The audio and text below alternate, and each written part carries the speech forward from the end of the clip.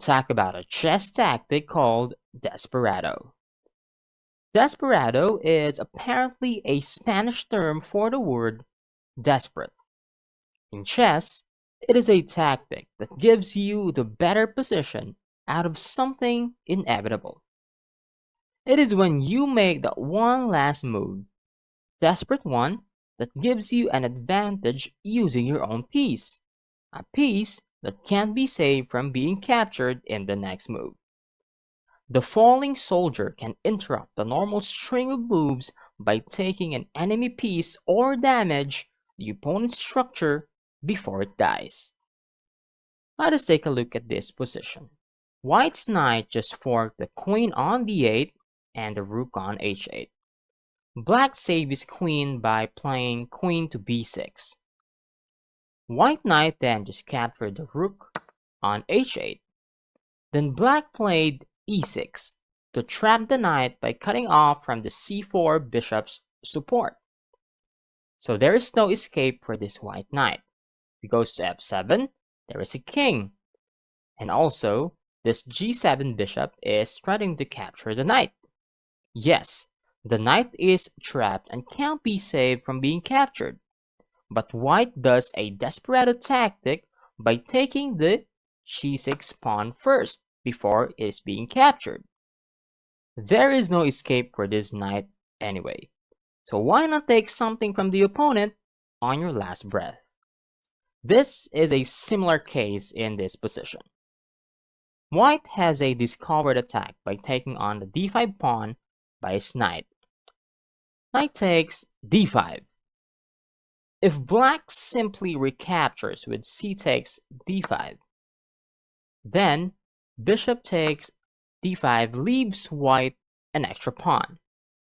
But black has its own tactic too. If after, for example, knight takes d5, black will not capture that d5 knight right away, since his knight will be captured anyway, and that is something inevitable.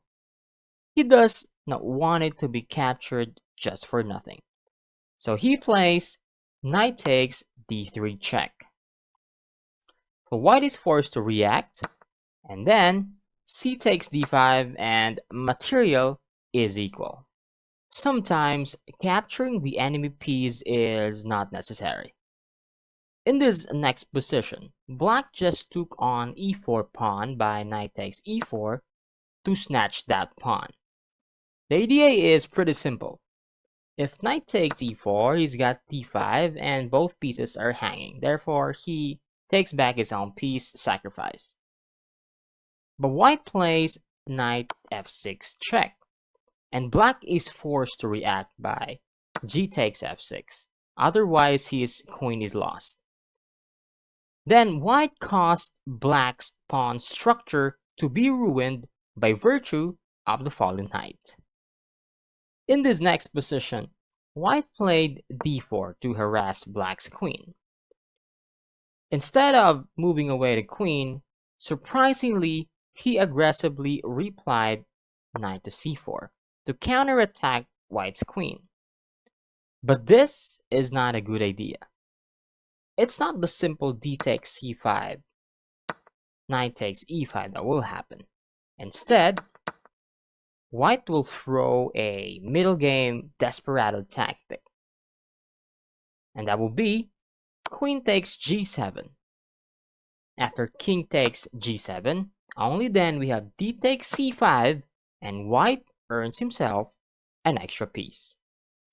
In this next position, white played rook a b1, attacking black's queen. But instead of moving away his queen, this is another move, rook d8, instead has been played. In this case, white has a choice to, of course, move his queen away. Take note that rook takes b7 and rook takes e2 only leads to equality. But this is a special type of desperado tactic, where your piece is actually not trapped and can't be prevented from being captured. Sometimes you can pass the inevitable capture to your opponent's piece and take advantage of it. Check this out. If white moves his queen away, for example, queen to f1, black would also move his queen somewhere, for example, to c7, and nothing is really happening in there. But white does something that is forced. Black's queen, the opponent, cannot prevent from being captured. When white plays, queen takes e8. Good move! Black is forced to recapture the queen. And then we got rook takes b7. And white is up the rook. I believe you're more familiar about Desperado tactic. Let's see if you can pass these tests. You're playing black and your opponent just played knight takes e5 with a discovered attack on this h5 knight. How would you proceed? You can pause the video and try it for yourself. Alright, congratulations if you said knight takes g3. I bet that was easy for you. White's idea was to do the discovered attack on the h5 knight as being said earlier and earns himself a pawn. But nope, that's not possible. With Desperado tactic, knight takes g3 and material remains equal. Let us try one more. This was an actual game a long time ago, and let's say you play white. Both queens are in fact hanging. Can you guess white's best move? Just pause the video and go ahead. Analyze. Alright, if we are to analyze the position, as being said earlier, both queens are actually hanging. If rook takes a1, black can just simply play knight takes b4. But there is this surprising move that blew black's game away. I'd like to congratulate you if you saw the move queen h8 check. And black takes the queen, and white captures black's queen too. Rook takes a1. So what's the catch? The knight on e2 is still hanging, and is only one square to escape to. That's knight to d4. Now comes bishop takes e7. Rook has to move.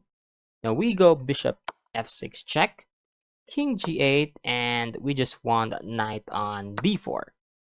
Man, the white queen just did something heroics before being captured. If not for that Desperado tactic, should have been a little bit harder for white to continue. That's the thing with Desperado.